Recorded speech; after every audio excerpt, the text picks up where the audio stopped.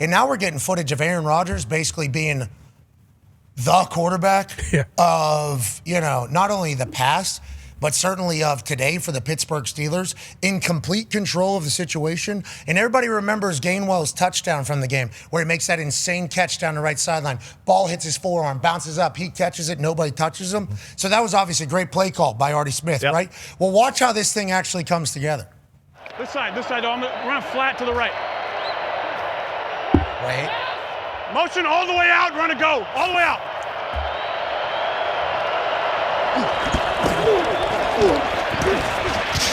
Rodgers off his back foot, throws it down the way, and look at Gainwell.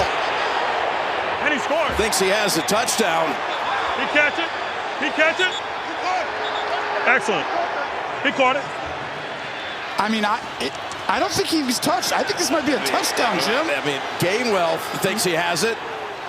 This could be a touchdown. Oh, my goodness. I told you, this running back is like a wide receiver. So whenever you think about this type of access, obviously shot to NFL Films and on Inside the NFL, now on X as a clip show. Good move. Yep. And this type of access is unbelievable. Yeah. What did Aaron see? Why did that happen? Is it normal? Guys are just playing backyard football in the middle of the biggest moments, in the middle of the biggest games at the quarterback position? Yeah, you talk about biggest moments. This is the 2 minute right before the half, so 11 seconds, I believe, is left on the clock. And right now, as soon as he comes out of the huddle, if he pauses it here, he sees DJ Reed over on the number 3 wide receiver. So he knows it's man-to-man coverage. I believe that's Muth up top to his right. He sees the linebacker on him as well. So he knows right now Kenneth Gainwell has a one-on-one matchup with Anzalone down the field. So he just tells him, hey, go out here and run a go. Now, right now, it looks like split safety on defense. Post-snap, once the ball is snapped, it'll go to single high. So a post safety in the middle of the field. So knows once again, I have a one-on-one on the outside, and he just gets back there and rips it. Now, you ask, is it normal? I would say no, but when you have a quarterback that's been in the game for as long as he's been, I'd be interested to know where Artie Smith was actually when Aaron took his first snap as a starter 3 years in the league.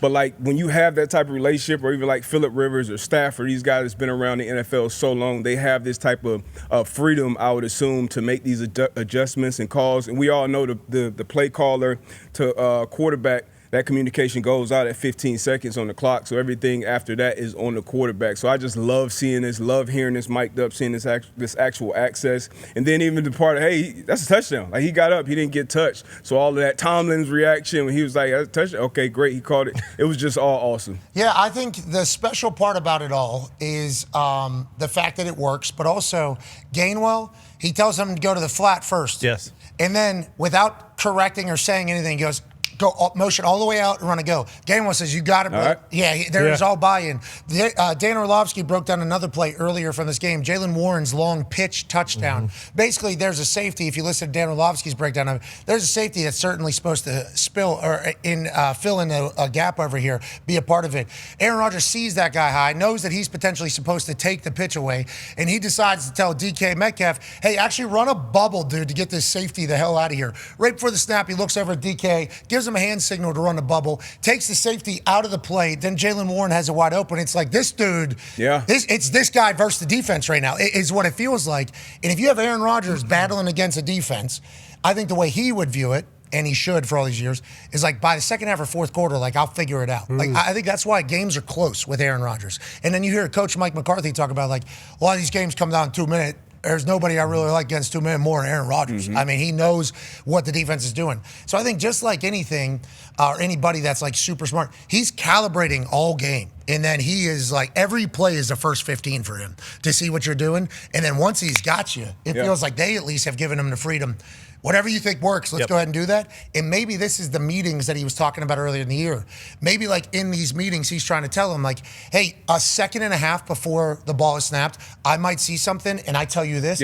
I need you to know that and do that. Okay, I don't care how much success you've had. I need you to do we need to be on the same page. And the same page is when I say something, I need you to do it. And it feels like the Steelers have bought in completely. That's the biggest difference of like being a pro, because on the college level, you don't have a ton of this. I'm sure you have some of it, but when you get to the NFL, and you get into these meetings and you're preparing for games, like it's a back and forth conversation between the players and the coaches to be comfortable on the same page. It happens with quarterbacks, of course, but it happens with linebackers, safeties, corner. I'm sure Luke Kuechly had this same type of freedom on defense, with Thomas Davis or other players that he's playing. Hey, I know this was called, but I see this formation. I may be looking at a split or looking at somebody's eyes that, hey, actually you go, I'm going to drop, and you make those late adjustments. But this is the biggest part and the biggest difference when people talk about being a pro is what's happening after that play is given from the coach to the players, and then they have the freedom to kind of massage it to make it be perfect. But being a pro is all the work that takes to get to that point. Because you got to have the trust. Yeah, both the amount ways. of film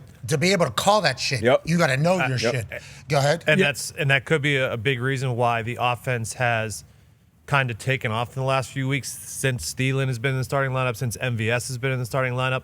Those are the veteran guys that are used to running, or Thielen's not used to playing with Aaron, but he's a veteran wide receiver. He knows what he's supposed to do. But since they've been in the lineup, it feels like Aaron's been a lot more comfortable on where his receivers are going to be. And allegedly, they've had their best weeks of practice over the last couple of weeks. That might just be literally, hey, we're all buying in. They're going to need the demon. Yeah, they're going to need the demon, but they're also going to need Aaron to beat these defenses. There's really good defenses on the horizon in this playoffs. I think that is a matter of a fact, as opposed to like one or two good defenses. It's like everybody that's going to be in the playoffs seemingly has one. Well, and showing that on tape like this week with the bubble, like, hey, go ahead, DK, run the bubble, and then, we're going to toss it. Next week he's probably going to throw it. It's one of those things where now the defense has to prepare for the toss and the bubble screen, and then let alone all the Gainwell, stuff. Hey, when he motions out, he's probably going to go deep. Well, what happens if this time it's a stop and go, or it's a curl, or it's a slant? It's like the setting up also within the game is sweet, but from week to week the setups are insane. Yeah, and Luke Kuechly talked about that when he was on the show last week. He was like, whenever they're doing something, I'm thinking, why are they showing me that this early? What are they trying to do with it later? Luke Kuechly, though, he's hosting a show right now doing it. Yeah. This is not like a normal thing that happens. It takes a lot of work and a very special talent in between the ears to be able to get to this position. And I think we saw that out of Phil Rivers last night. Now, a man who's about to compete in the first ever Merry Quizmas. What? The what? The Merry Quizmas. What is that? Yeah, it's a special thing. We'll get into that in a second. But one of the competitors, one of the contestants is going to try to win $10,000 to a charity they're choosing. Through a set of trivia questions that are all around ball, but certainly a good time. Okay. As soon as he walked into the building this morning, he said, I knew Phil Rivers calls by halftime. So, and he doesn't consider himself like a savant. He was basically just like, I guess he would be considered that, actually. I don't think he would consider that. He said, but boy, it was easy to pick up what he was doing. I mean, that was pretty genre-based. And by halftime, I knew what he was doing. And so Luke Kuechly on the StatCast being like, Orlando, yep, this is this. Phil, I think we're going to have to change it, I think we're going to have to change some things. But honestly, there's only certain ways that you can go about doing something. Like left and right can only be called a different way. Is it cities in different parts of the country? Is it different musicians from different places? Is there once you catch the genre of the code words, it does become something that's okay, pretty usable. 5 years ago, there's a chance, Yeah. They might have figured out some of these code words. Sure. Okay? We just need to go back. I've been a part of a brainstorm for new hand signals and code words before. It's awesome in there. I mean, it is a writer's room. They are. Ooh, I could see how we could sell that as something.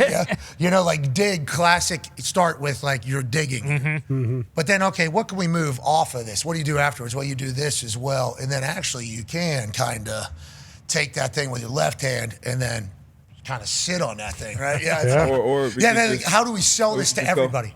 Just go dig here. Well, you can't do that, actually. Yeah, anymore you can't. Don't wipe the nose. 15-yard penalty. Wipe your nose. Can't pick bugs or wipe your nose.